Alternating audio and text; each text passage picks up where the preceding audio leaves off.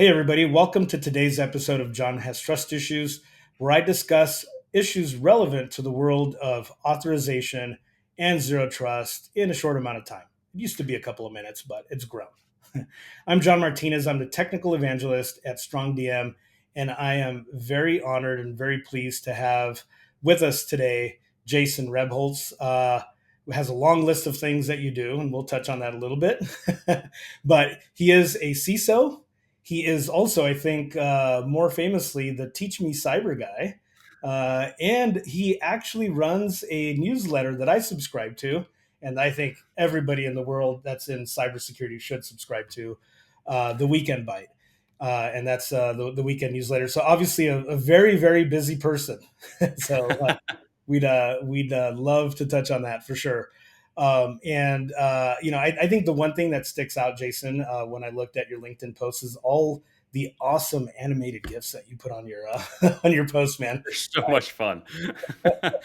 I totally love that. So anyway, welcome, Jason. Thank you for coming on John Has Trust Issues. Thanks for having me. Absolutely, man. Absolutely. Just you want to walk the audience a little bit through of what you do, and including all of those many things that you do, and how do you get it all done? Yeah, it's a lot, but it all comes down to systems, which has been kind of the theme of my career. So in terms of what I do, by day I'm a CISO, and even that is not a straightforward answer. I manage internal security for a cyber insurance company. But I also run a threat intel team and a risk advisory team that focuses on how do we support and provide services to our policyholders and our underwriters. There's with me, it's never just like one thing. So I gotta, have my hands on a lot of things, but that's what I do during the day. But as part of kind of how I fill my time, I spend a lot of time just creating content, really focused on helping to educate others on what's happening in cybersecurity. And the approach I really take is focused on how do you take real world examples of what's happening and how do you take lessons from that and grow and get better. And that's just really like my roots are in incident response. Yeah. So I learned with live fire. And so I've just found that that is the best way to really internalize how do attacks really happen? Like, forget about the textbook stuff. Like, how do attacks really happen? And what do you do to try to help protect organizations because of that? Yeah, absolutely. I much respect to IR people, SOC analysts, et cetera. It's a hard job, right? But you learn so quick, so quick. Exactly. And so before we get into the meat of the questions, I have my first question for you. I've prepped you for it already. So, one of the things I do here on the show is talk about a trust issue that I have. We've covered a bunch of different trust issues. So, Jason, what's your trust issue? You know, right now it's service people and telling me they're going to call me back and never do. I had a situation where just last week our AC was having issues during the heat wave, and I called up a bunch of people to come in, and somebody I have a service plan with, waiting for them to call me back for 3 days. I was just calling them every day and finally got a hold of somebody. And they're like, we're going to call you back in a couple minutes. And I was like, I don't believe you. I literally, I don't care what you tell me right now. I don't believe you. And of course, they didn't call me back. So I have serious trust issues right now with, with that company. Oh man, I don't know. Out here on the West Coast, we're running up against. I mean, I think it's going to be triple digits today, right? So, Ooh.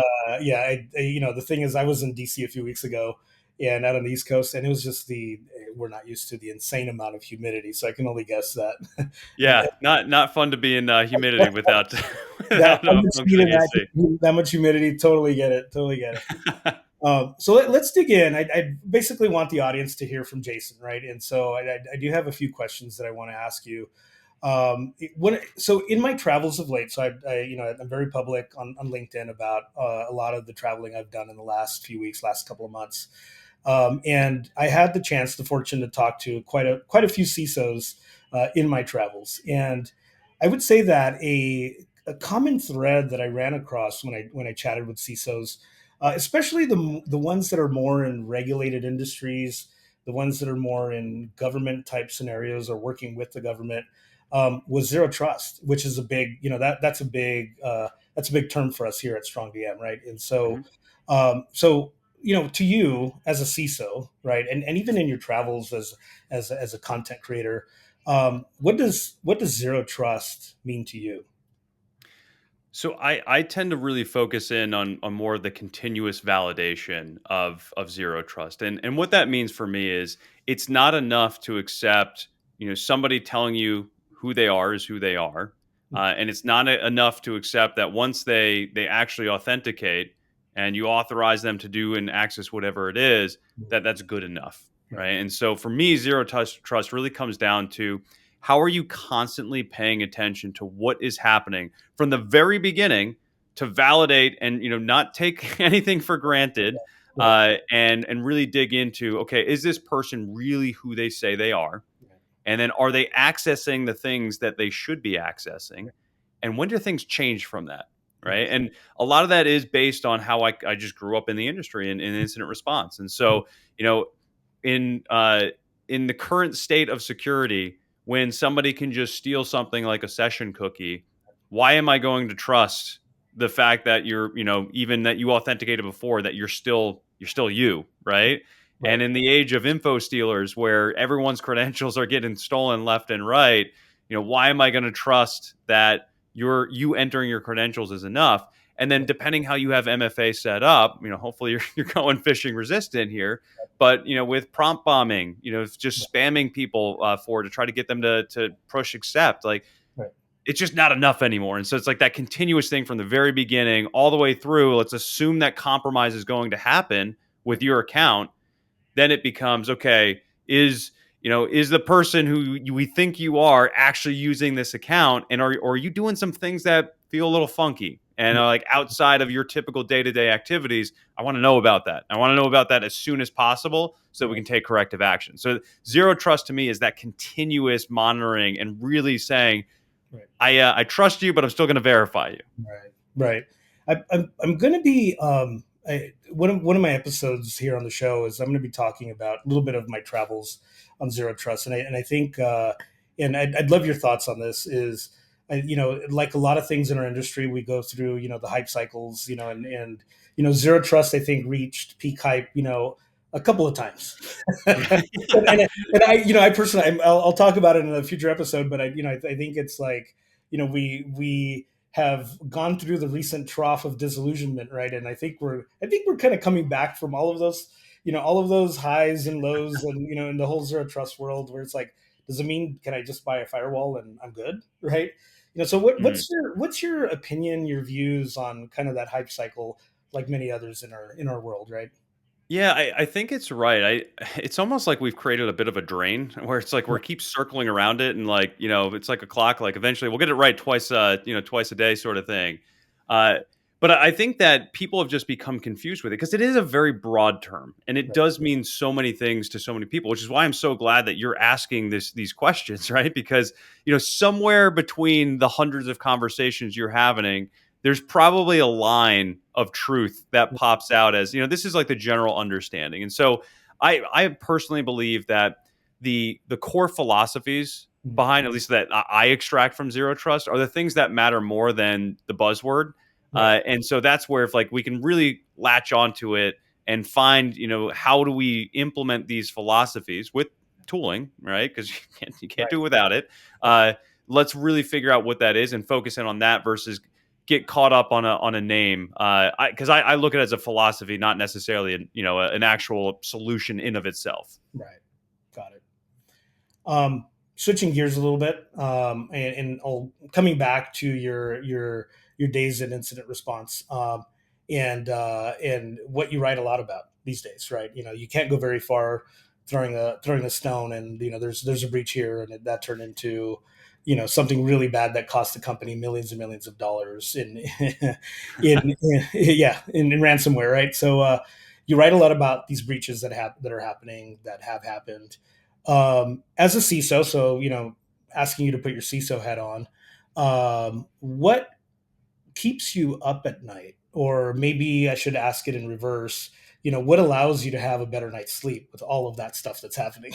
There Yeah, it's I've heard it reframed before as what gets you up in the morning, right? And you I go. think it really kind of it circles around the same thing, and it is identity for me, right? Because I grew up in an industry where attackers would fish their way in and or find some public exploit, whatever, and they would get a foothold in an environment and move around, and as a user at that time, having to manage all these different passwords was a complete pain, right? And so then SSO came around, Right, right? And it's like, wow, this is pretty nice. right. And then attackers started realizing, oh, SSO is pretty nice. Like, compromise one set of credentials, we get access to all these different apps. And so it's kind of this natural evolution where the easier it becomes for the user, the easier it becomes for the attacker. And so, what keeps me up at night is this just reality that one account can totally compromise an entire environment. Just look at MGM, perfect example,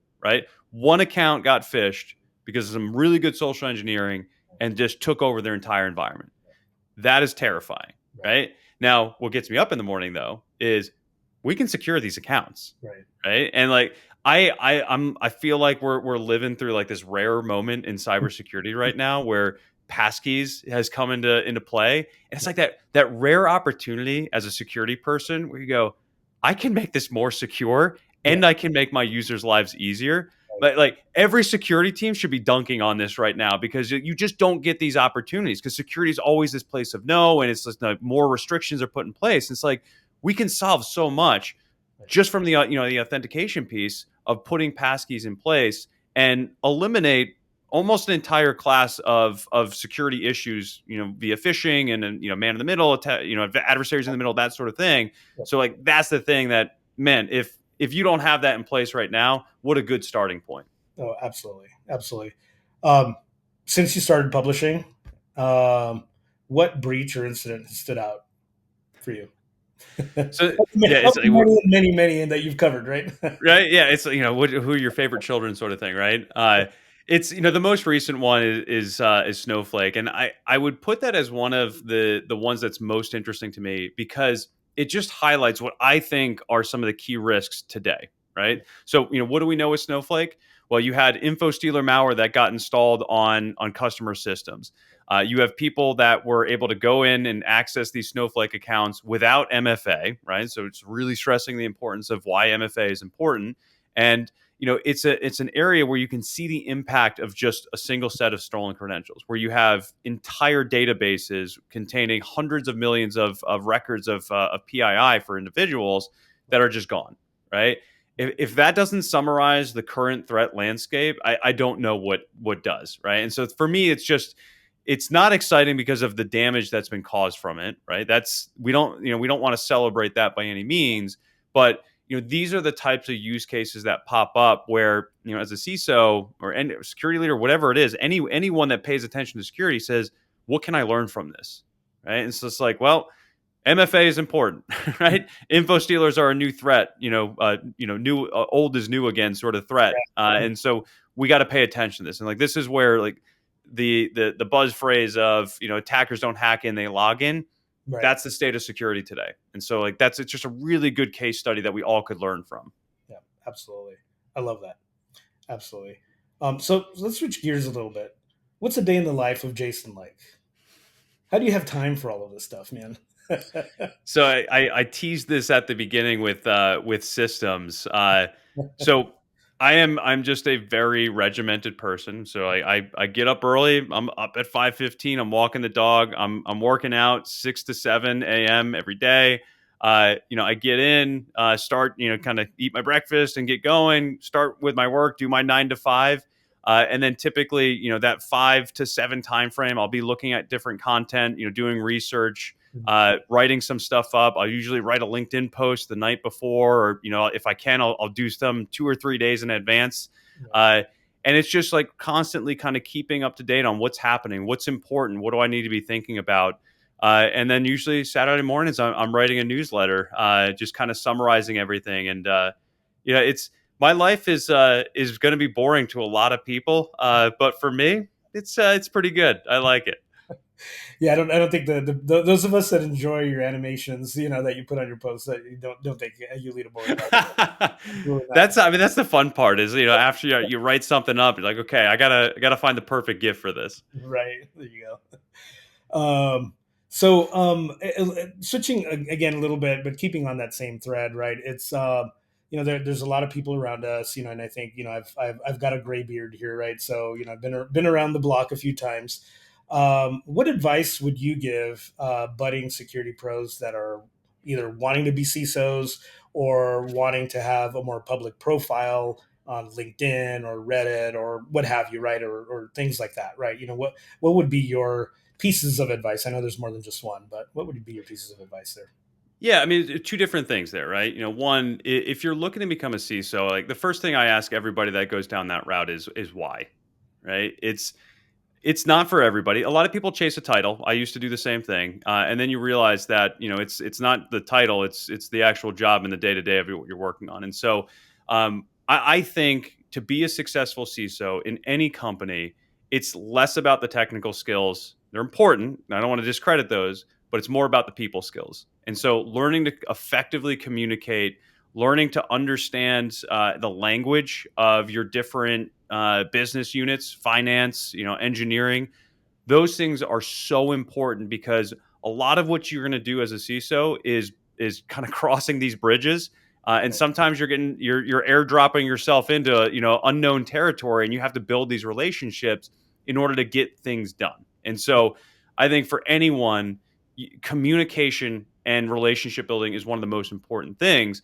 And that ties into kind of if you're looking to build more of a personal brand, it's the same thing, right? And so, learning to write concisely and clearly is a skill that many technical people struggle with. And Right. so, once you get over, and this is like another piece is like you just got to get over posting publicly, and realize that not many people are probably going to read it anyway. And so maybe this is more for you than other people, and then it just kind of starts to snowball. Uh, that's the most important thing. And it's don't get too hung up on the failures. I've written things where it's like this is the greatest thing I've ever written, Right. and nobody noticed, Yeah. and that's okay. Like you learn, you get better, and you keep going. Right. Awesome. Awesome pieces of advice. Thank you so much, Jason. And thank you for coming onto the show. Absolutely had a great time. Anything else you'd like to plug or announce while we're here?